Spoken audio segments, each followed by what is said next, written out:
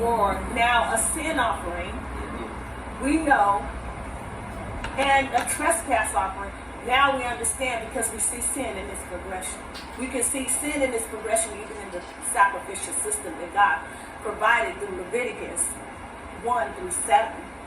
Now we understand when we see people at that time that when they were given these offerings or offering up the sacrifice to the Lord, now we understand what they were doing, why they were doing it, and how we can apply.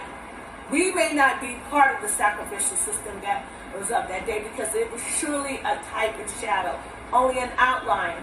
It was not a picture, but an outline of what was to come. Jesus Christ, we could not touch it. It was just a shadow.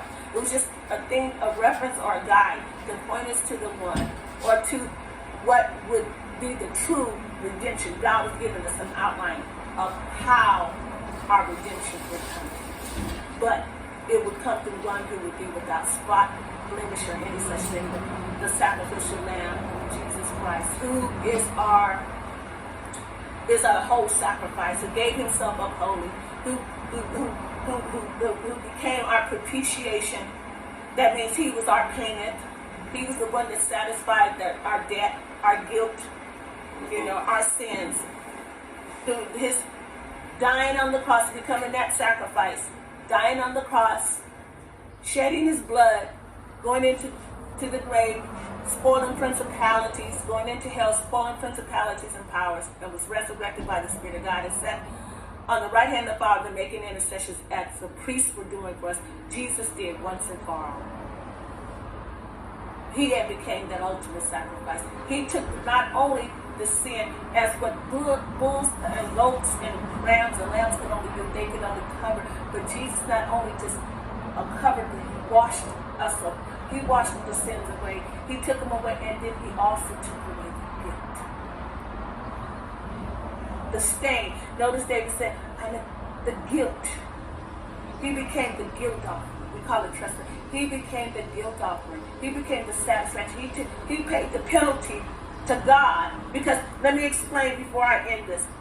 With the trespass offering, what the person that's guilty, the guilty person that wronged another, a trespass offering with restitution dealt with the person, for whatever reason, wronged another or injured, created a damage.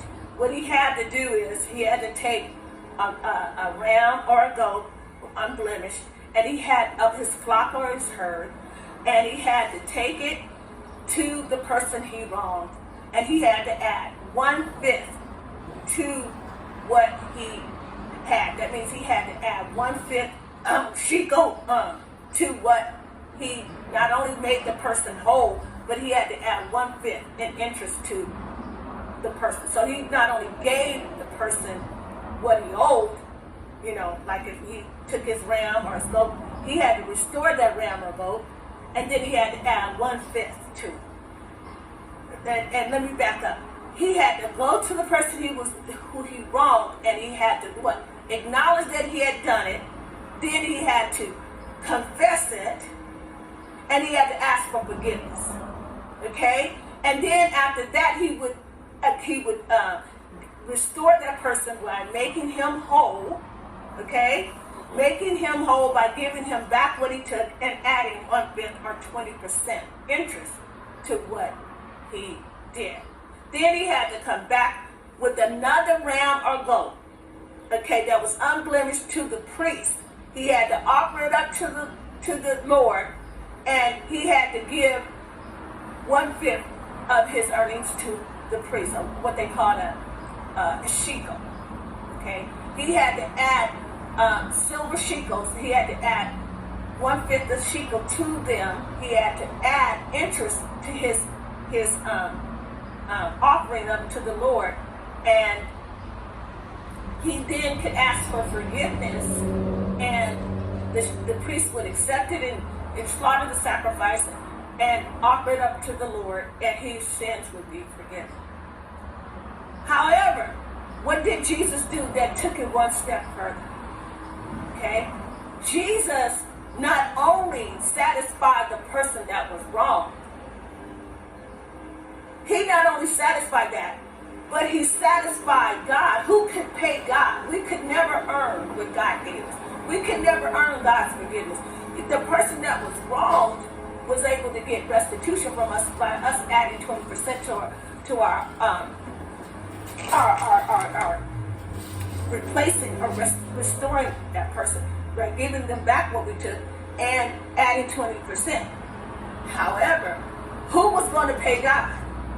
We wronged God too. So the person wasn't just wrong, but God was wrong because we trespassed or transgressed against his law, his holy law, and he's a holy God. Who was going to pay? What could we pay God? 1/5? 2/5? We couldn't even pay that. There's no way. Notice it in the sacrificial system, it only dealt with that person. It only dealt with adding 1/5 to the person or adding 1/5 to the priest. But notice it didn't say you're going to give 1/5 to God. Because we could never earn or ever pay for forgiveness. We could never earn what God has given to us. The only person that could actually pay God was Jesus. He not only restored, but he paid the debt that we owe God. See, we were still in debt. Even though God forgave us, even though God chose not to have us give him anything, because there was nothing that we could give God to earn his forgiveness. God, there was nothing we could give God to earn, to be absolved before him through the sacrificial system. So God said, just offer up a goat and the blood would be enough. But Jesus was the complete sacrifice. He was the complete guilt offering. He not only paid the penalty for the wrong we done to others, but he paid the penalty and the debt we owed to God. He became the ultimate guilt offering for us. Because if you notice, the person that, two people were wronged here and under the sacrificial system. The person that we wronged and God. But guess who only got paid in the sacrificial system? The person. How come we couldn't pay God? Because there's nothing that you and I can do. It said all are sin that come short of the glory of God. There is nothing that we can do to earn God's forgiveness. So paying him would be like earning. We would have added 150 to get God. It would have been like paying God for something we could not earn. That's pretty good. So you can't give money to God. You can't give money. And it's like God is saying, Jesus was our ultimate guilt offering, because he was able not only to satisfy the one who was wrong, but God, he paid God the debt we owed for our sins. He paid it when he died on the cross and shed his blood. Buried and went into hell and the grave. Took the keys of death and hell, made an open show principalities and powers, and now sits like the priestly ministry of the priest.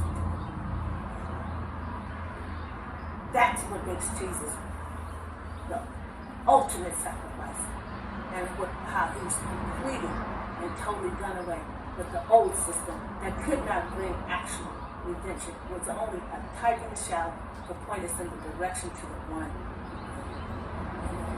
Amen. So I just